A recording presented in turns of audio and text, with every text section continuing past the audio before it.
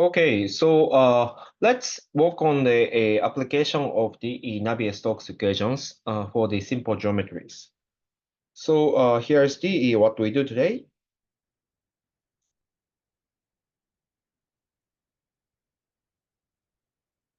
Okay, so this is this is just a quick recap.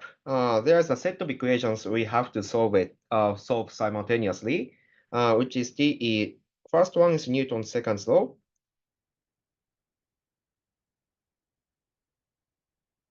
Which is the F equal ma. And then this is nothing but, this is the last time we learned this very bulky equation, rho g minus nabla p plus mu nabla square v equals to rho times dv dt plus v dot nabla of the v. Okay, so if you look at it very carefully, okay, this is nothing but F equal ma, which is the first term is the gravity. The second term is a pressure. And then this last term in the left-hand side is the viscous shear. On the other hand, on the right-hand side, this rho is the equivalent to the mass over volume. And then the last two term is in the parentheses acceleration. There are two types of acceleration. This is the first one is the local acceleration, and then second term here is the convective acceleration. Okay, so if you look at this equation very carefully, again, this equation is a vector equation. So you can actually see these three sub-equations, which is in the three direction, x, y, and z. Okay, so this is the first equation you have to solve.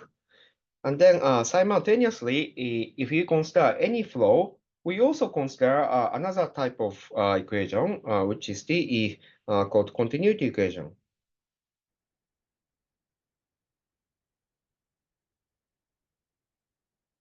Continuity equation is the nothing but mass conservation.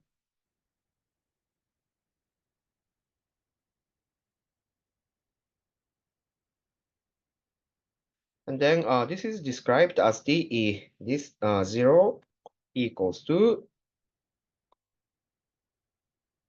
d rho dt plus nabla dot rho times v. This is the continuity equation.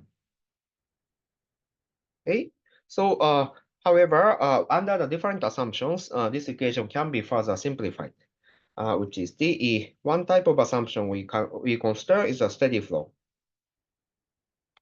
Steady flow, when we have a steady flow, this continuity equation can be simplified as the simply 0 equals to nabla dot rho v, because the first term disappears.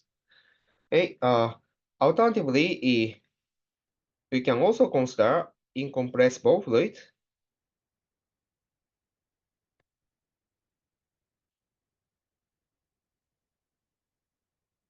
In this case, what we have here is the 0 equals to d rho dt is if rho is constant, they also disappear. And then second term, if rho is also constant, rho can take out and then they can divide. So what you have remaining here is the nabla dot v. Okay, so this is the two type of the continuity equation that can be simplified. Okay, in any case, regardless of the form, what we have here is the one equation. Okay, so when we say we solve Navier-Stokes equation, we have to find a solution that simultaneously satisfies all four equations. Okay. So here's the so there is a steps. Okay, there is a steps to solve Navier-Stokes equation. Okay. Okay, so okay. Yeah, there is a steps to solve Navier-Stokes equations. So let me describe how we are able to solve Navier-Stokes equation. Really, the first step to solve Navier-Stokes equation is the postulate the solution. Postulate is maybe perhaps the words that we are not too familiar, but we can also consider this is like just propose the solution. Okay, postulate or propose the solution.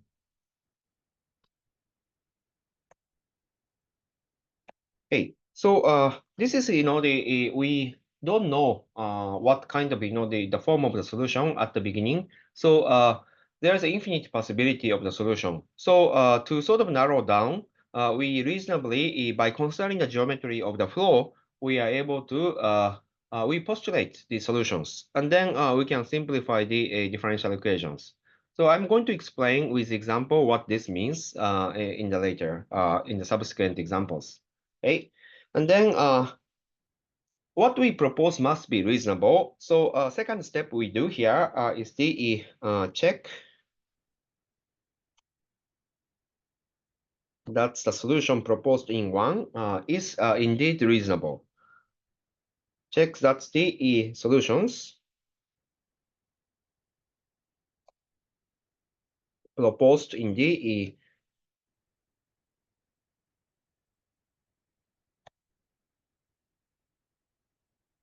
proposed in number one satisfies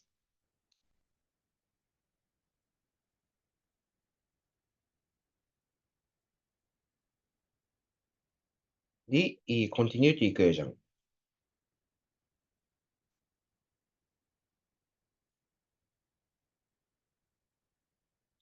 What this means here is if you have a correct solution of the differential equation, you must have satisfied all those four equations. Three Navier-Stokes equation in x, y, z, and then one continuity equation. So what you proposed must at least satisfy the continuity equation. So just as a sanity check, when you propose or postulate solution, we need to check that proposed solution indeed satisfies the continuity equation. That is the second step. The third step here is the simplify the Navier-Stokes equations.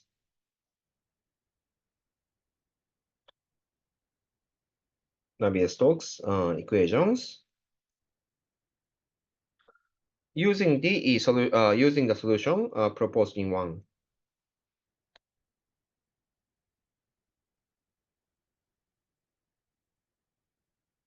Using the solutions proposed in the first step. And then this allows to simplify the equation a lot. And then it also allows us to solve differential equations directly. Okay. And then another step is the identify the boundary condition.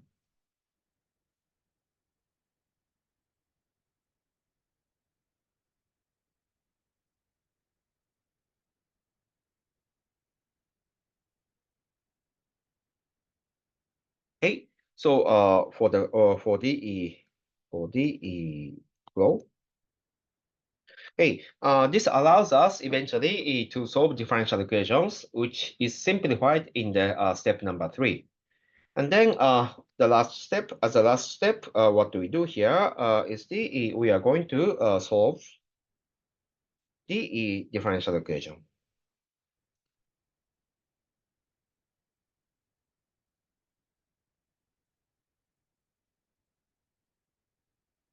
Okay, so these are really the 5 different steps to solve Navier-Stokes equations.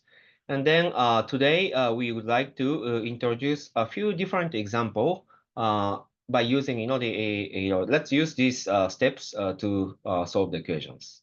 Okay, so the example we are going to deal with is the okay. So example of flows that we are going to play with today is the first flow is called Kuwait flow.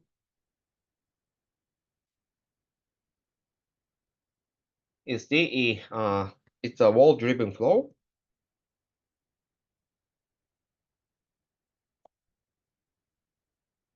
Is the first example. The second example that we deal with is called Poisson flow.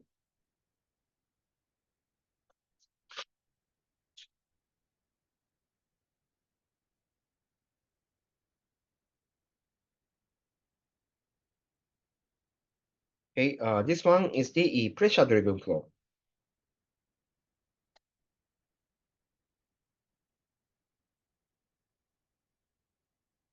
And then, in fact, these two flows can be combined. So this is the combined Kuwait Poisson flow.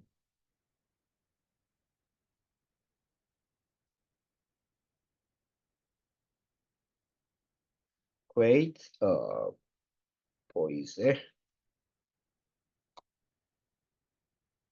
flow. Okay, so this is really the combination of the number 1, number 2. And then last example we deal with is the Poisson flow in the pipe.